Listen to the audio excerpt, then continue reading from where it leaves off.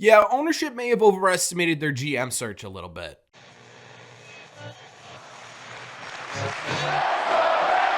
What is going on, everybody? Welcome back to Red Seat Radio. My name is Corbin. The Red Sox hunt for the next CBO, PBO, HBO, CBO, whatever you want to call it, is officially afoot. The Red Sox are looking for the next person to be in charge of baseball operations for this team. And right now, the latest rumblings about the Red Sox search is that things aren't going as well as ownership may have originally hoped. And it's all because of problems we've already known about and expected to be an issue. So we're going to do in today's videos, we're going to break down the latest rumblings surrounding the Red Sox GM search. We're going to talk about why those issues are coming up, what has changed in this search, what has stayed the same, and ultimately, we're going to talk about why ownership's problems right now could affect the Boston Red Sox. But before we get into that, do me a favor. Make sure you guys have hit that subscribe button if you haven't already. If you're new here, we talk Red Sox content almost every single day. Also, make sure you guys have hit the like button on this video as well. Helps these videos out a ton, and it would mean a lot to me. Thank you all very much for clicking on this one.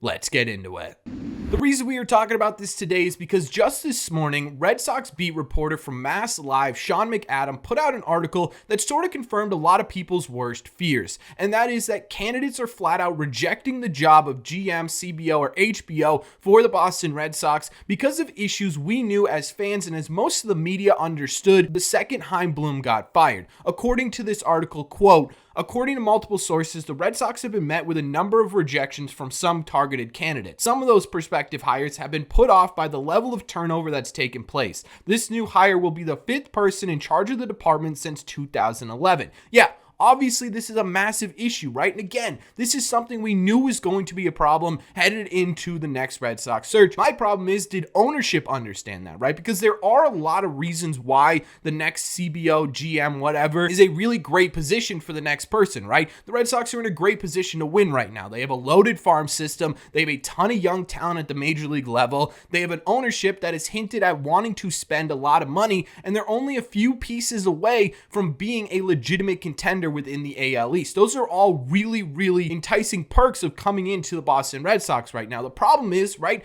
these people are humans. They have families. They have aspirations. They have reasons to not want to come here to the Boston Red Sox if it also includes uprooting everything in their lives to come to Boston and stay here for what? 4 years, one presidential term. You have to be absolutely perfect in ownership's eyes over those 4 years, or they're going to move on to someone else, right? Uprooting your entire life to come in here and be the head of baseball operations for the Boston Red Sox doesn't sound as appealing when over the past 5 GMs, they've lasted, what, a maximum of 4 years, right? That's not exactly something people want to do, especially if you're already in a position of power in an organization that does offer you that security, right? It is clear as day right now that it is going to be really difficult to pry someone away from an organization where they have been secure for a longer period of time with the prospect of coming to the Boston Red Sox, because again, you're serving one presidential term and then essentially you're being reviewed, and if the ownership doesn't like you, you're going to get moved on from, and it's very apparent, and that's going to be a really tough hurdle for the Red Sox to get over. The other big concern mentioned in this article, and one of the reasons why GM candidates are rejecting the offer of interviewing for the Boston Red Sox,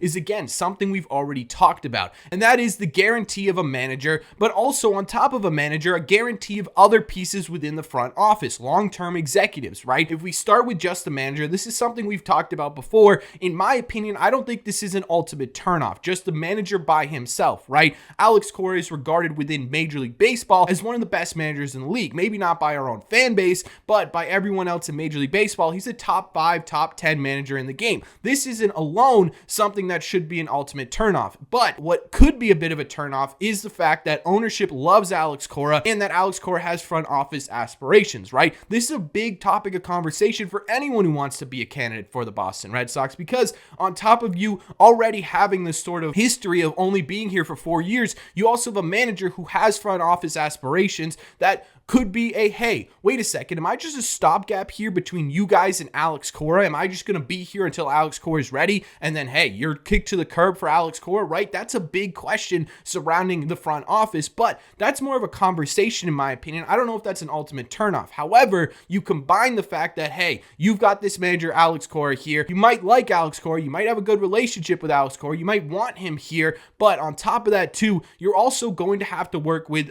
a bunch of people in the front office who have been executives here for 20 plus years that we're not going to get rid of for you. So now all of a sudden, you're coming into a front office position where you're supposed to be the head of baseball operations, but you can't bring your own manager in. You can't bring your own front office executives in. You can't surround yourself with the people you want to work with, and you're forced to work with the people that the Red Sox ownership want you to work with. And again, this job becomes a lot less desirable. Again, if it was just Cora alone and you were just talking about, hey, look, we want this manager here. We want you to work with this manager. We think he's one of the best in baseball. I think that would be met with a lot of, okay, yeah, that makes sense, right? But then you add in all the other executives and all the other people that the Red Sox aren't going to allow you to move on from, then it becomes a little bit of a bigger issue, right? This is sort of what the job description sounds like right now. Hey, do you want to be the head of the Boston Red Sox, one of the biggest franchises in sports, one of the best and biggest fan bases in all of sports, in a position to start winning and start winning now, to be able to make your mark in history with one of the most historic franchises in all of sports ever? That's a really great start, but then you add in, oh, but also you have to be absolutely perfect for 4 years or we're going to move on from you,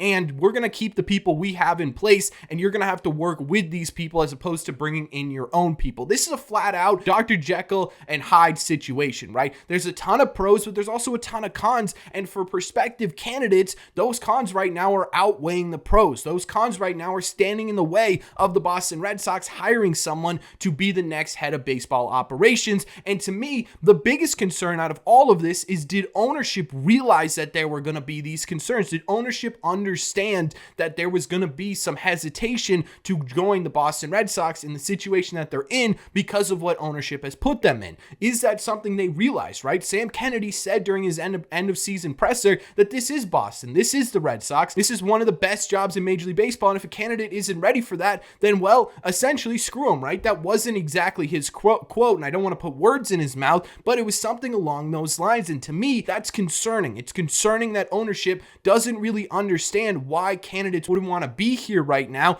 and that could end up really sinking them as they look for a new GM candidate. And you don't have a ton of time to get there. You don't have a ton of time to sit there and be like, okay, how can we figure this out, right? You got to get someone in here and get going in the offseason, or you're going to be stuck a step behind everyone else, and you're going to miss out on a lot of key people that could be a huge increase to whether or not you win in 2024. So in my opinion, this is really, really concerning news. This is something that we kind of knew was going to happen. I didn't think it was going to be as big of an issue as it's clearly becoming, but this is going to be a problem going forward, and it's something we definitely have to pay attention to.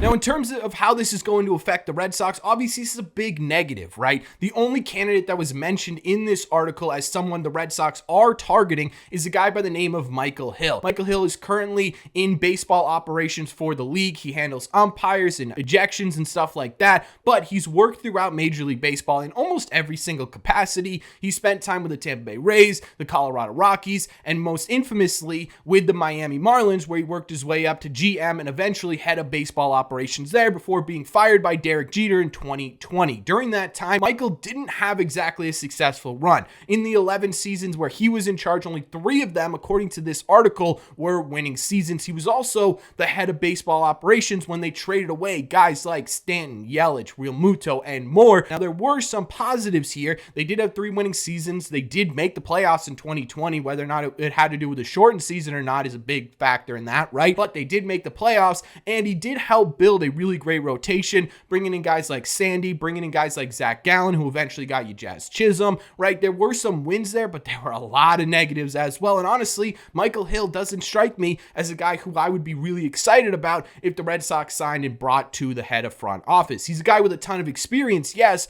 but is that successful experience? I'm not entirely sure, and I'm not entirely convinced he'd be the right man for the job. I think, honestly, at this point, the best route for the Boston Red Sox may be to go with an internal hire. That might be, honestly, their only route at this point, unless you do have a lot of faith in Michael Hill. Outside of that, if candidates are rejecting you, go internally, and I don't think it's a bad idea. You're obviously giving up a lot of that experience factor that most fans, and I think the front office wants as well, right? They want that experience. They want someone to come in here and know what they're doing. You are giving that up, but at the same time, too, right now, who's more embarrassed about the state of the Boston Red Sox than a lot of these guys who have been here for a very long period of time, right? Eddie Romero, Raquel, BOH are all people who have been in executive roles while the Red Sox have been in last place. They know this system really well, and they want the Red Sox to win. They want the Red Sox to succeed, and they know what's going to help them get there. That could be a good thing for the Red Sox. Someone who's embarrassed and wants to win and wants to reclaim their name and all that good stuff could be a good motivator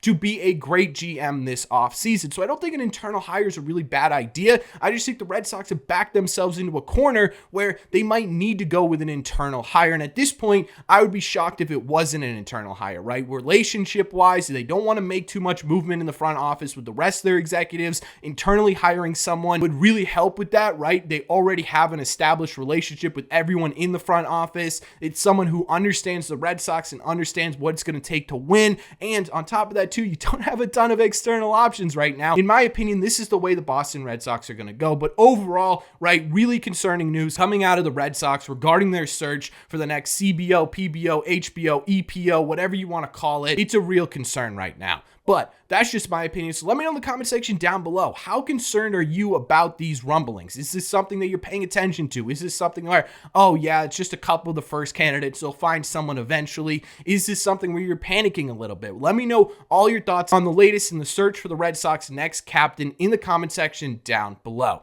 As always, if you made it to the end of this video, do me a favor. Make sure you guys have hit that subscribe button if you haven't already. If you're new here, we talk Red Sox content almost every single day. Also, make sure you guys have hit the like button on this video as well. Helps these videos out a ton, and it would mean a lot to me. Thank you all very much for clicking on this one, and I will see you in the red seats.